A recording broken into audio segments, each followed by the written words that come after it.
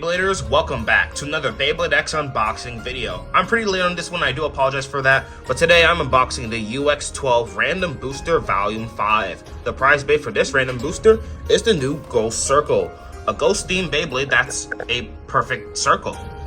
On the back you can see all the bays in this random booster. Not gonna lie, I think this random booster is really mid.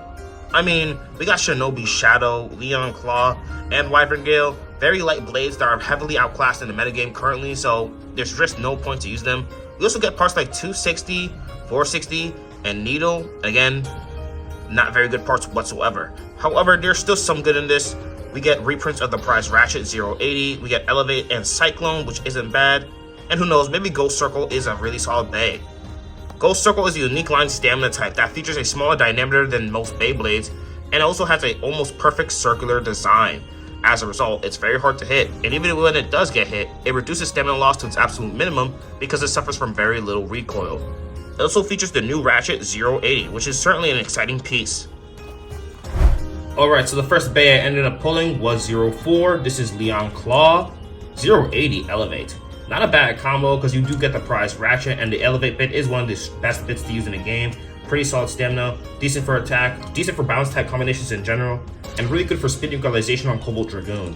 Only downside is that Leon Claw is not that good of a blade, but still, decent pull.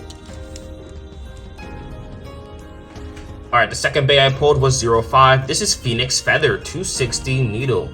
Unfortunately, 260 is a Ratchet that, while has good attack potential, is really easy to burst, and Needle is just like one of the worst defense bits to use in the game, so I'm not a fan of this combo.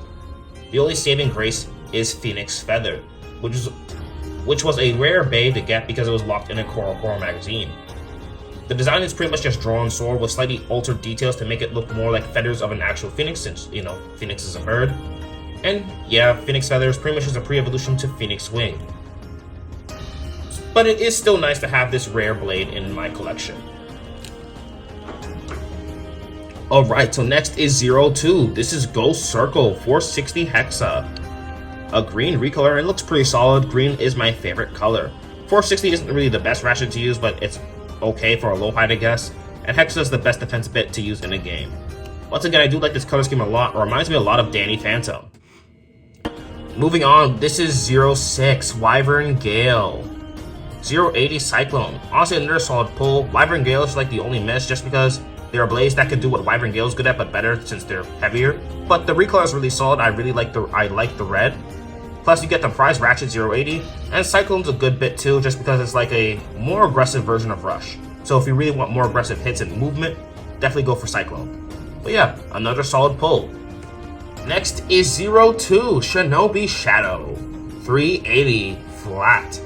Now, personally, I think this is the worst pull in this set by far. Shinobi Shadow is just far too light to be usable, plus the shape isn't really that good for anything. And then 380 Flat are really old parts that are just really accessible. Like, there's a bunch of stars, boosters, and other random boosters where you can find these parts. So if you're really gonna pull this random booster just to get this base specifically, I don't know, man, it's a miss. And it really pains me to say that because I like the recolor. And Shinobi Shadow, I like his design. It's a nice design, but it sucks. Well, since the only thing left is the prize bay, it's time for us to review Ghost Circle 080 Gear Ball. Here's the bit, Gear Ball. So Gear Ball is just like the original ball, where the gears on the axis are now extended to form the ball shaft. This allows it to have the stamina of the original ball, the mobility to avoid attacks early on in battle, and the extended gears makes it easier for it to attach to Extreme Line to perform the X dash. Now, despite saying that, I don't like this bit. I don't think the stamina is good. The fact that it has weak burst resistance, but it's trying to focus on utilizing the Extreme Dash for counterattacks more, it's just counterintuitive, because it's either going to self-burst when it hits the Extreme Line, or self-burst when it uses the X dash to attack. And again, the stamina isn't good. You're better sticking off with regular ball. Not a fan of this bit. Plus, it's also just, I don't know. I think they could have given it a better stamina bit, in my opinion. And the color scheme just doesn't fit the rest of the bay either. Alright, so this is the prize Ratchet once again for the third time, 080. So this is a Ratchet that has 0 size and it's 8mm tall, so it sets the bay at a tall profile. Now the Ratchet has a smooth perimeter around, so if you strike the Ratchet on the side, not only will it be pretty much impossible to burst, it also just deflects attacks really easily and preserve the base endurance. There are, however, 3 tabs that do stick out at the bottom. So if you aim lower and strike these 3 tabs, the ratchet will unlock in battle, resulting in a burst finish. So realistically, this is more of a 3-sided ratchet where the 3 sides are now moved towards the bottom and features a smooth perimeter. It doesn't truly have 0 sides because, let's be real, that's busted. But who knows, this ratchet could be really useful for taller heights because of its design.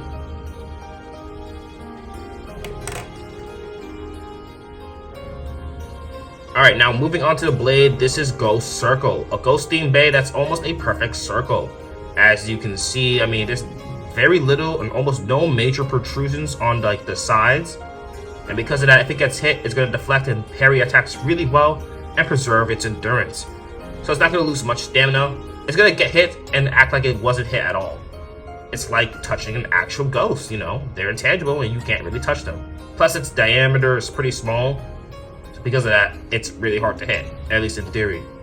But it's also ridiculously light, so I don't know how good this bay is. I don't know if they made it really light because they thought the shape was going to make it too busted competitively for stamina and defense. I don't know. I mean, the color scheme's nice, not one of my favorite blades. It's alright. It's an alright blade.